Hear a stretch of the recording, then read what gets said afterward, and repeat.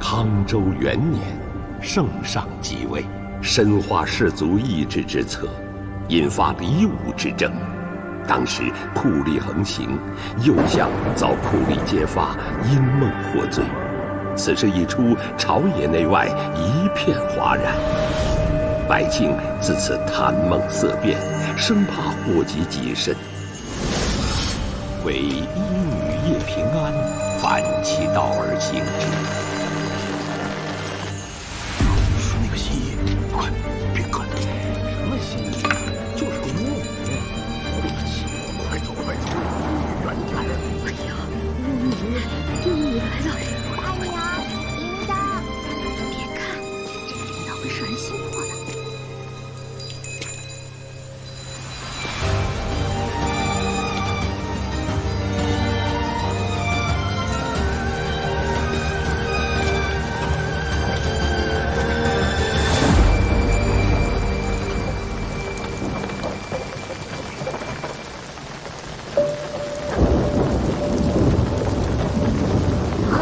你看那个人怎么了？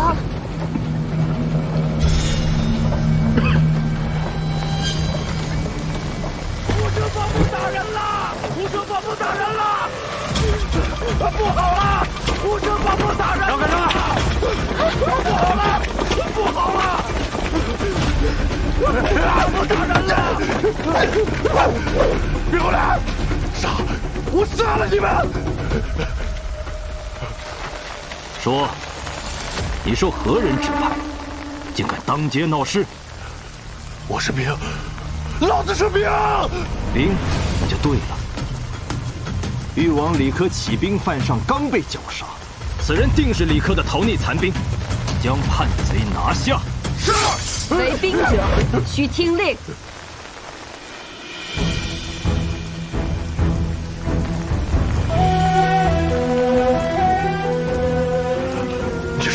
无声，我乃大将军，你不认得了吗？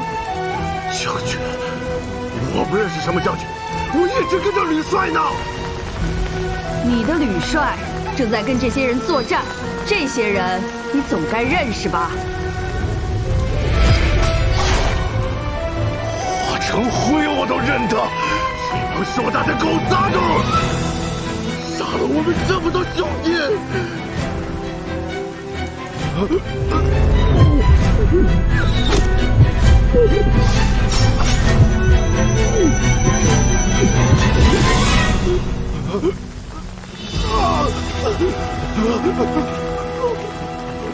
他癔症发作，衍生幻想，但从他言语可以得知，他曾在武将军麾下抵御硕丹，绝非李克叛党。你又是谁？民女新医叶平安，专医心之隐疾。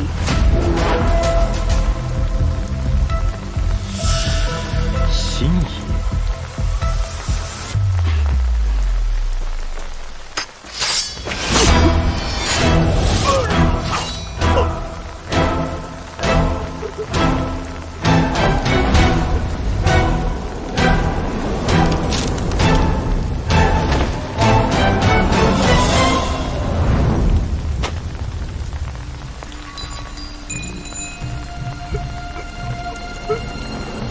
李科叛党已伏诛，回去给你们每人记过。是。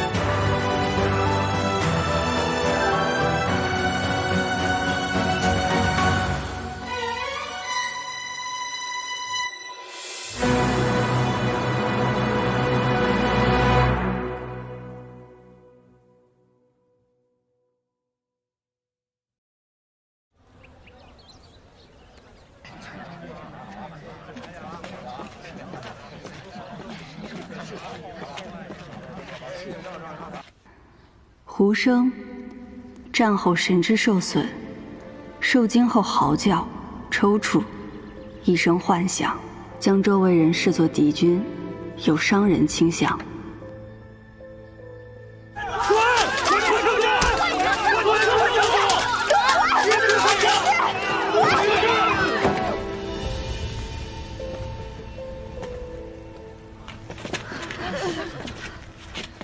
今日大街上盲沟人突然发狂，肯定是被你下了咒。人有生老病死，天有不测风云。按你这么说，是不是走路摔个跟头都要赖我头上？你去！我就问你一句话，你到底搬不搬走？你要是不搬，我就烧了这一馆。烧了这一馆！你不妨试试。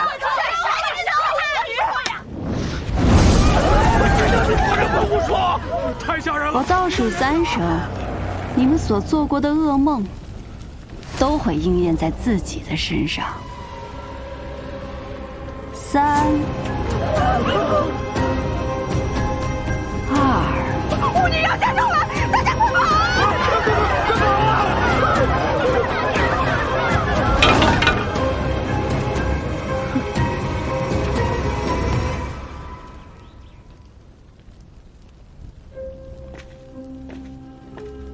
早就听说圣都有个巫女能窥梦医人，跟她闲聊几句，病就能治好。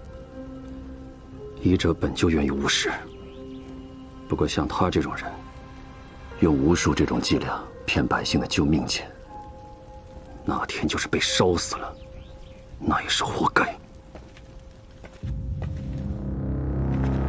龙门赛取逾越龙门之意。参赛的盲沟贱民都是些天生贱种，比起武来不惜命，只管以武取悦诸位贵人，不论死生。比试者各代表红白双方，胜者及其子女可摆脱贱疾，分得田地，重获新生。下面有请2位盲沟双生兄弟一决高下。比试开始！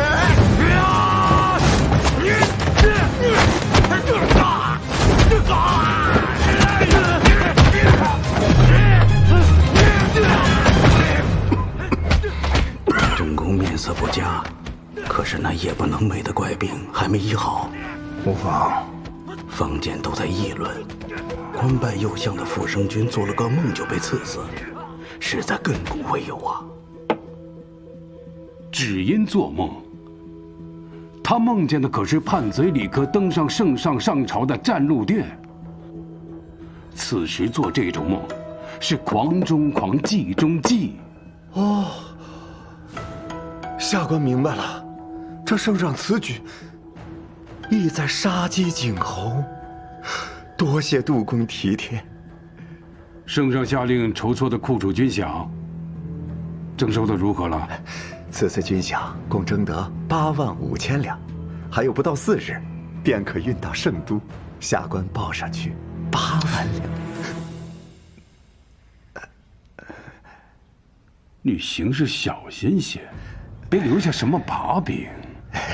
下官明白。行了，左补学郑远近来身体如何？听说他患了一种夜不能寐的怪病，看了好些医师也未见好转。哦，我压白的，我也压白的。眼下最紧要的还是军饷的事，户部已经将账目上报给朝廷了，度量差人唤我过去。是到了该摊牌的时候了。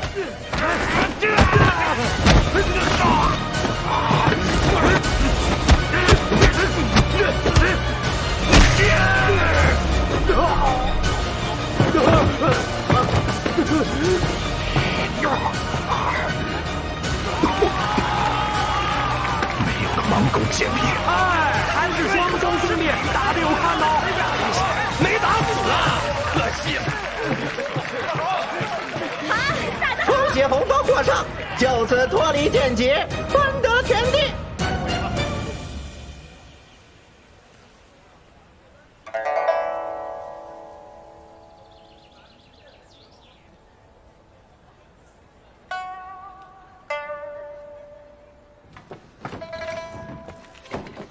叶新一，我是正补阙府上的侍女。叶新一，正补阙邀你到府上做客。今日不问诊，改日再来吧。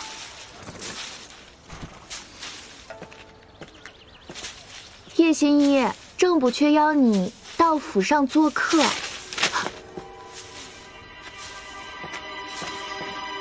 叶新一，正补阙邀你到他府上去。你怎么？哟，原来你这只鹦鹉除了说那几个字，还会说别的呀？都这个时辰了，还要去府上，这价钱嘛……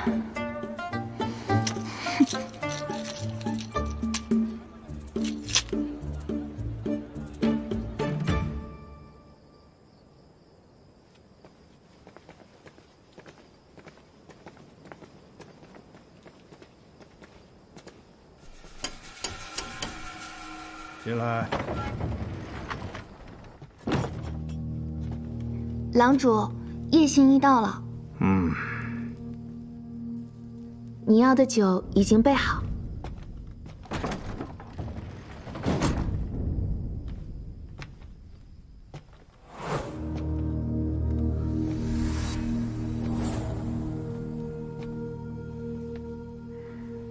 正宫有几日未能入眠了？半月，一闭眼就醒来。为此我寻遍圣都名医，却都无人能治。听闻你的医术非常特别，如能将我治好，必有重赏。替我把脉吧。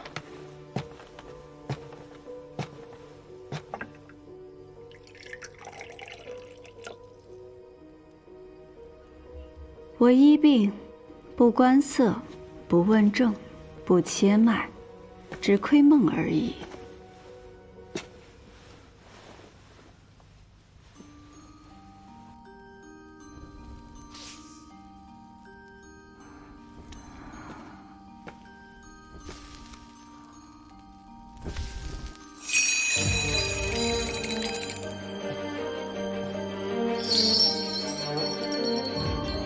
你看着我手中的铃铛，每听到一声响，心中便默念一个空字。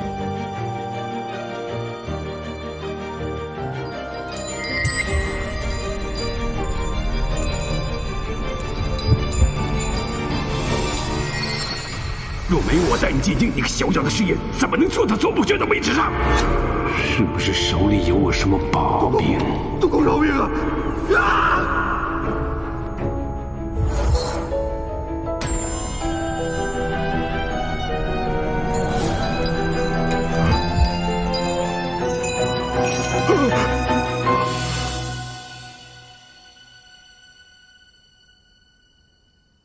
叶心怡，你的医术果然见效，只是你说你能窥梦，不知能否看到我的梦啊？是能看到一些，那梦中有可怖的人影，症结在于恐惧。你在怕什么？你可能看到人影的容貌。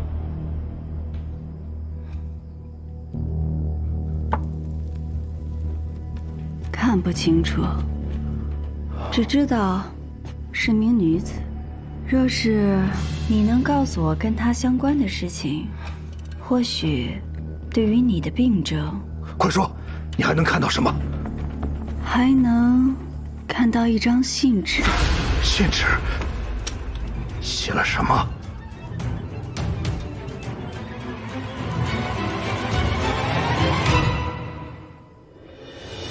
梦境杂乱无序，画面一闪而过，什么都看不清楚。正宫的病还需久医，现在天色已晚，马上就要宵禁了，偏安改日再来给正宫诊治。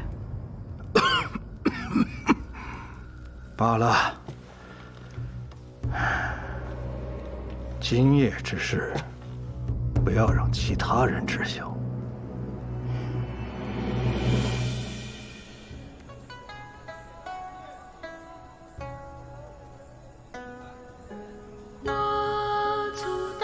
山滔滔不归，我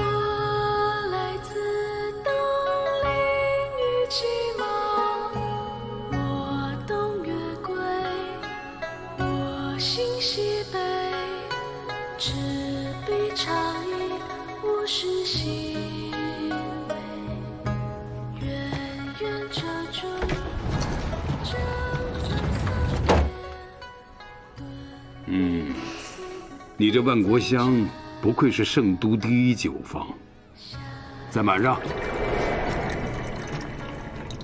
杜郎中，可否借一步说话？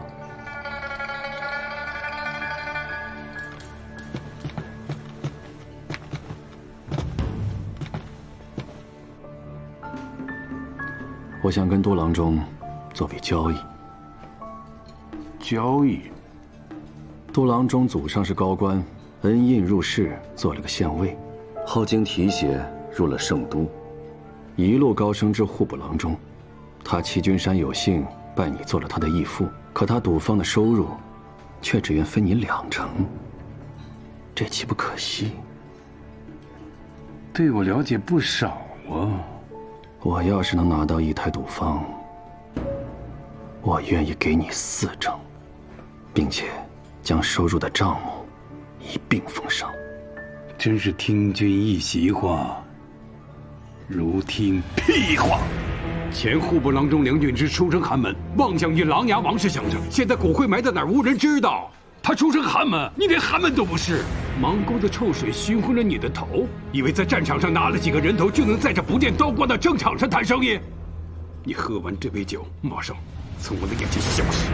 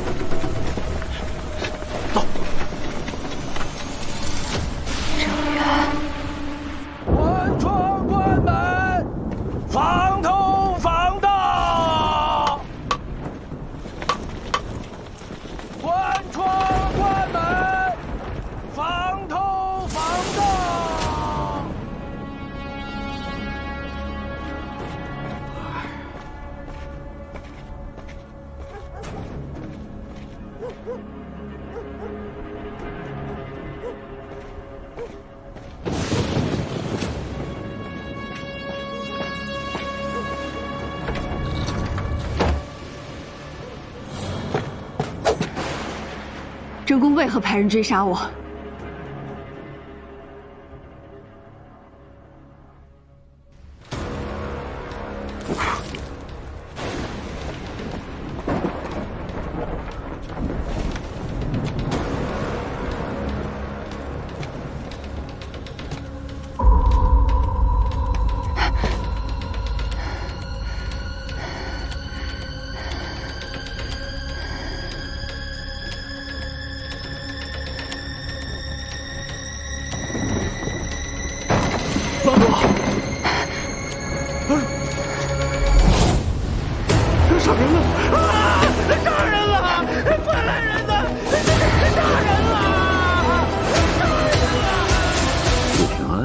这名字有些耳熟，就是那个巫女。你对此案有何看法？但说无妨。昨夜郑补缺秘密请叶平安去府上看病，害症时，管家听见报更后，去看郑公是否歇下，正撞见叶平安持刀行凶。案情简单，但我觉得有疑点。哦，什么疑点？一是匿名报案未免太及时，捉拿太过顺利了；二是叶平安手中短刀并无血迹，且与郑补缺的伤口并不吻合；三是叶平安无论出于什么样的动机行凶，为何要选在有人知道他去看病的日子？这不是增加自己的嫌疑吗？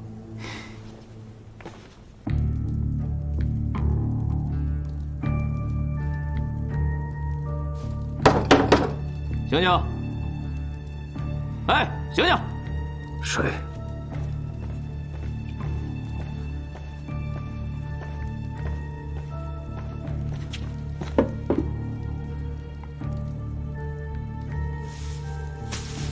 你们是来审问我的官？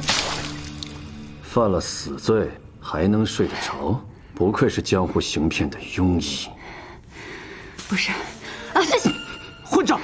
我没有骗人，我是被人追杀才跑到郑不缺府上。我见到他时，他已经死了。这肯定是一个圈套，有人故意嫁祸给我，让我做替罪羊。有理有据。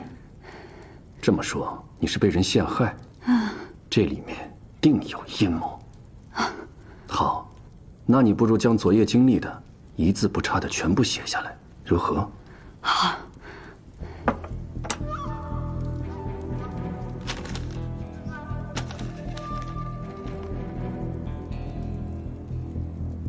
这是认罪书？你刚刚明明说……我说什么了？我不过是顺着你的狡辩，继续往下编了编，别耽误时间了。签了，快签了，别耽误我们办其他案子。等了半天，等来了一个狗官，倒是劳烦你这位大理寺丞兴师动众来这豫州，假惺惺的审问一番啊。你知道我是谁？有人说你袁嗣成独善其身，从不拉帮结派；又有人说你为人残忍，手段狠辣。你出身芒沟，本无机会出人头地，可后来却凭借着战功当了个小官，后又拼命争功得到提拔，这才有了现在这副狗官模样。你文宇。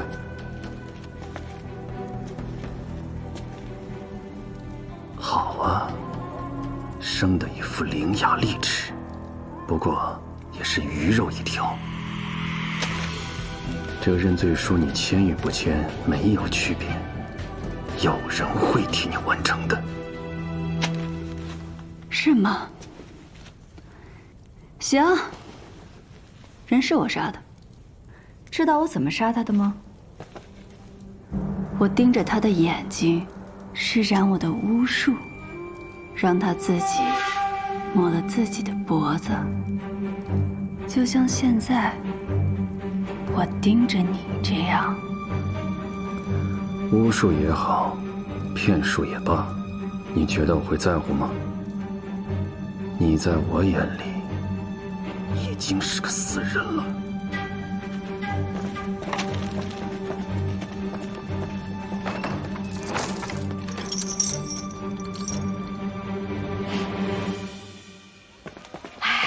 我听说那个杀了朝廷命官的人，就是这个巫女叶平安呐。有说怎么杀的吗？说是他给人下了咒。哎，快来！可不是下咒这么简单，是梦。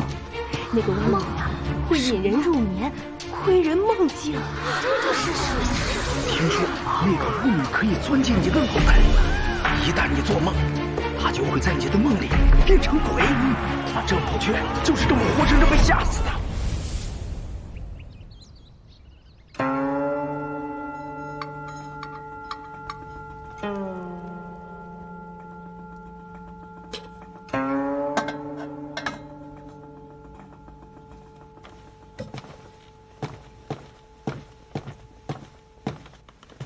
端近些。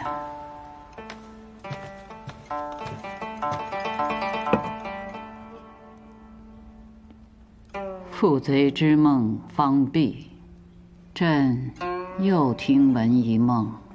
臣亦有耳闻，不知与陛下所说是否是同一件？你且说来听听。坊间传有一医女，能窥人梦境，替人医病。这窥梦究竟是怎么窥的？臣如何也想不明白。说下去。这医女胆大包天，竟敢谋害忠君为国的郑不缺，定有人恨不得将她速速定罪。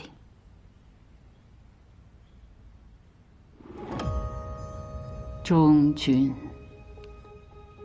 梁平王李琦生辰时，这个郑源也在宾客之列。他忠的是哪位君呢？你去打声招呼，让大理寺携那女犯到站路殿，朕要亲自审问。是。没想到袁思成和我这个死人又见面了。思成小时候有没有被烫出过水泡？疼的时候像火烧一样。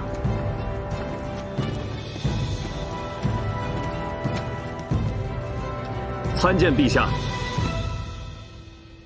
听闻他能入梦杀人，可有此事？此女靠骗术行医，所谓入梦一说，不过是百姓受到了蒙骗，以讹传讹罢了。正宫一案，此女是用短刀行刺，现如今人证物证俱全，她抵赖不得。陛下，袁思成所言绝非事实。民女虽不能入梦，却能窥梦。民女看到梦中令郑补缺恐惧之人，此人才是凶手。若陛下给民女一个机会，民女可找到此凶手，并查出他杀害郑补缺的证据，以还民女一个清白。陛下，此女一派胡言，她口中的窥梦，无非是信口雌黄。请陛下准许，借民女最不相信窥梦之术的袁思成一用。元清，你就配合一下。是。陛下，民女每次窥梦时都得来口酒。听闻陛下喜爱美酒，可否斗胆向陛下讨要一杯？赐酒。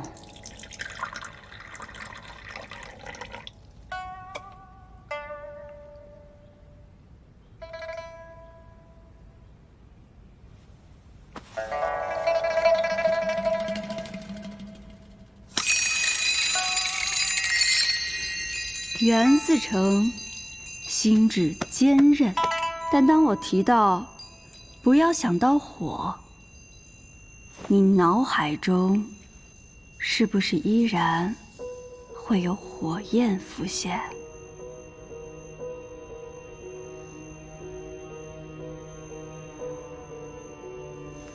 袁思成何时最惬意？让我猜猜。回到自己最熟悉的环境，四周寂静，你会独自躺在河道上的一条小船上，头枕双臂，此时你便拥有了片刻的安宁。小心烫！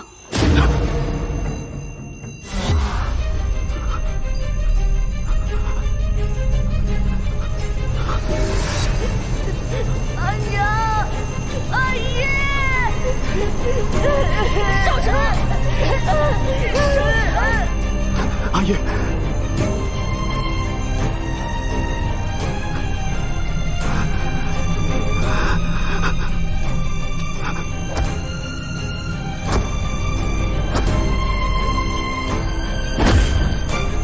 小心！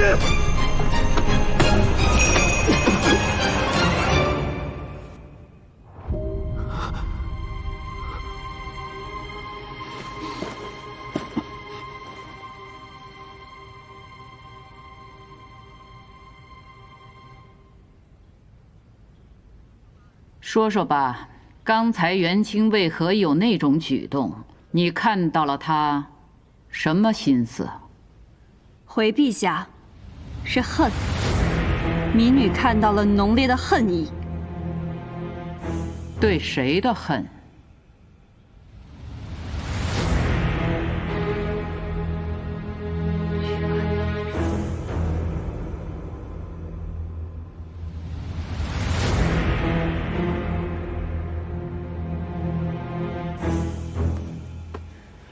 袁思成的恨来自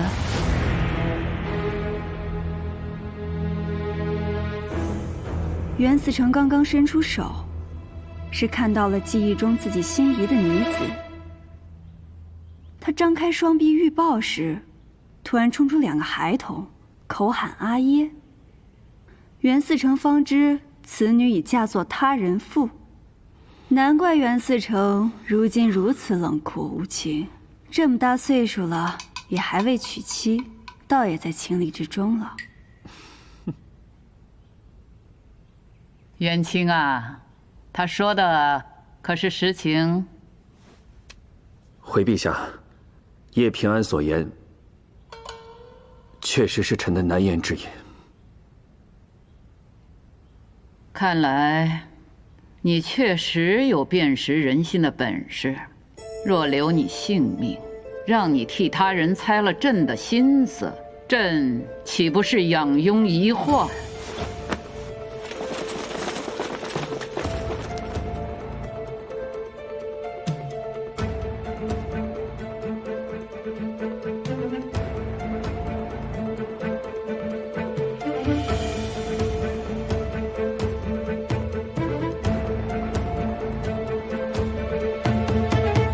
然上苍有好生之德，朕倒要看看你能不能先救得下你自己。朕给你1日，明日宵禁前找出真相可活，找不出依旧是死。1日？是，民女一定不负圣恩。退下。是。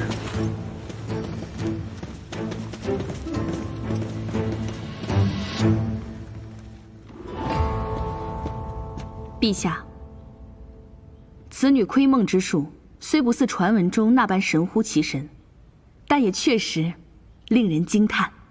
哈，哪有什么窥梦之术呀？此女机敏且胆识过人，也许是可用之才，能不能活，就看她自己了。腿软，扶一下。你刚在店里编故事的时候，不还挺巧舌如簧的吗？什么冷酷无情，什么至今未婚。我不过是贪生怕死，想活命而已。袁思成心胸宽广，不会跟我计较这个吧？你如何得知我曾经被火灼伤过？你让我签认罪书时，我看到你手上的疤痕。你方才入殿之前就跟我提及手上水泡的事情，你就是那个时候开始用巫术蛊惑我的。我说了，你心智坚韧，寻常的法子没有办法引你入眠。你这巫术哪儿学的？若这也算巫术，那巫术便无处不在。你衣领上的绣纹穿着并不舒服，可你为何还要穿它？因为你认为它更能彰显身份。毕竟达官显贵们的衣服上都有绣纹，你要融入他们，自然要这样。这也是种巫术，不是吗？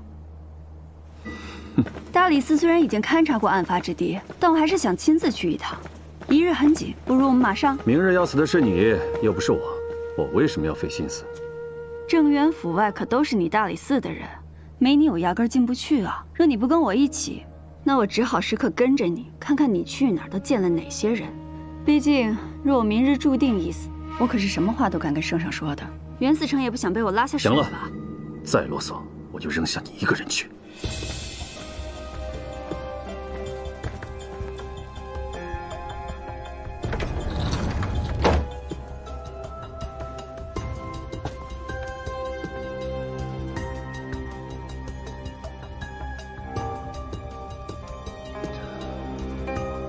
既然仵作已经验过尸体，必然能推算出郑补阙遇害的时辰，而那时我根本不在他府上。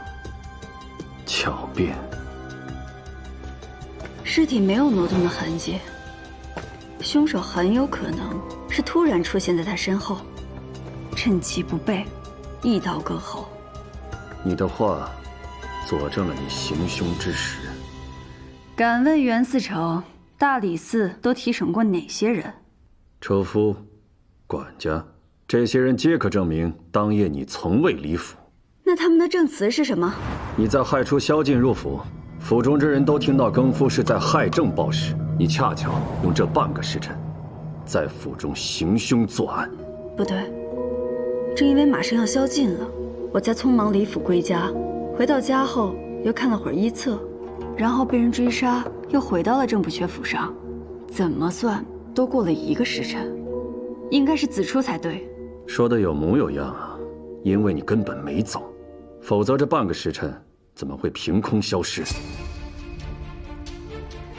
少了半个时辰，怎么做到的？袁思成可提审过昨夜的更夫？审不审问又何妨？这已改变不了你行凶之时。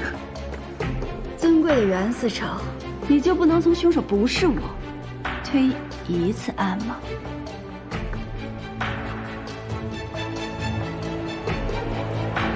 文宇，去查一下昨夜案发后的李府之人。是。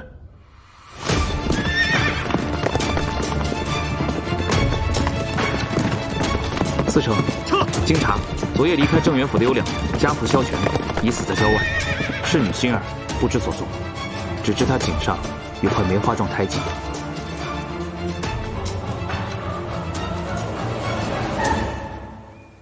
这就是案发后逃离正元府的家仆萧全。是，上官。这些线索断了。那个侍女心儿，能找到她吗？若是他真的参与了刺杀郑源，估计下场跟着萧全差不多。若是他侥幸活了下来，此刻估计已经逃出了城。现在已是有证，离宵禁只剩1个时辰了。文宇，你带着管家去核实一下这萧全还有心儿入府前后的情况。是。你跟我来。不如我们趁最后1个时辰去盘问一下打更人。我看不必了，你就好好想想，你那墓碑上该刻什么字吧。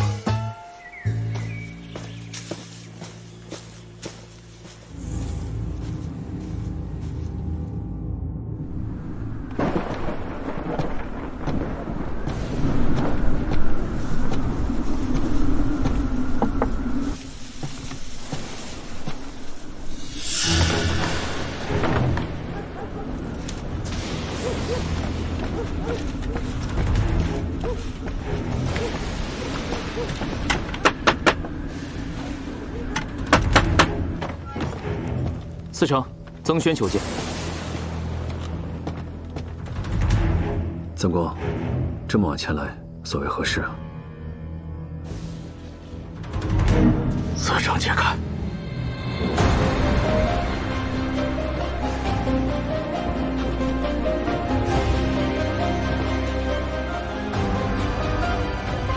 怎么样，丹心？有趣吗？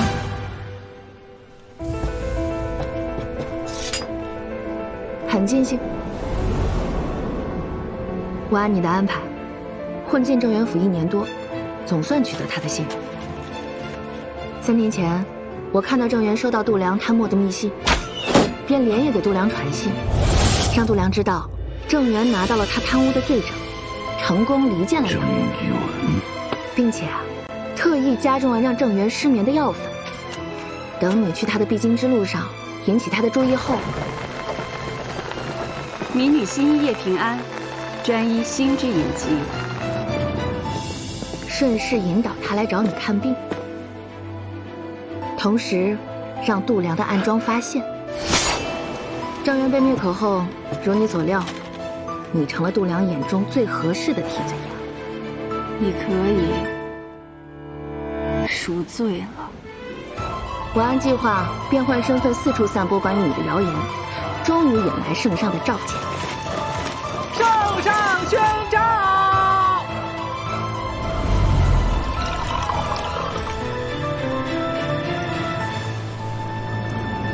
我这替罪羊办得还不错吧？我这假侍女演的也不赖啊。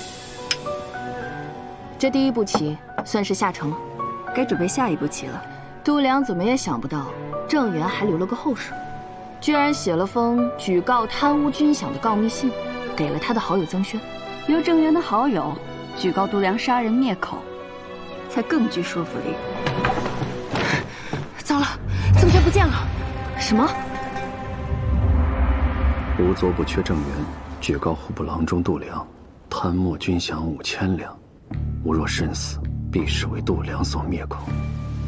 这是哪来的？张公乃左补阙，有执剑之权，得知度量贪墨后，本想上告圣上，谁知道度量先一步找到了正宫试探。正宫察觉度量可能知晓了此事。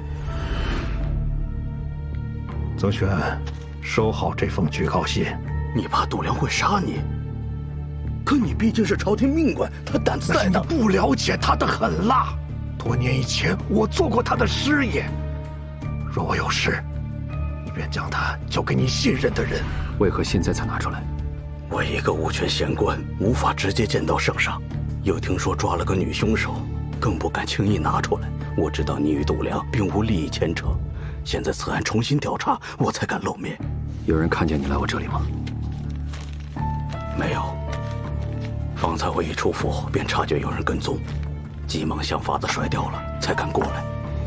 曾公，跟您说句实话，我不仅与度量没有利益上的牵扯，且私怨颇深。此事，你是找对人了。今夜，你先行在我府上休息，明日一早，我便带你入宫面圣。好，好。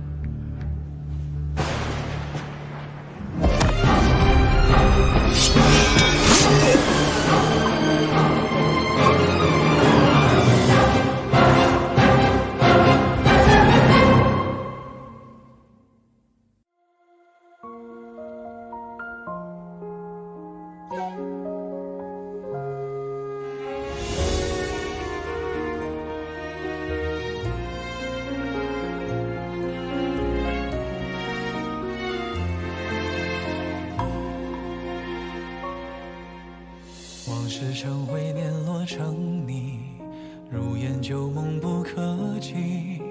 渐远的呼吸堆叠成疏离，思念成片绵为体恤，纷愁乱絮不成句。回眸间已无前尘。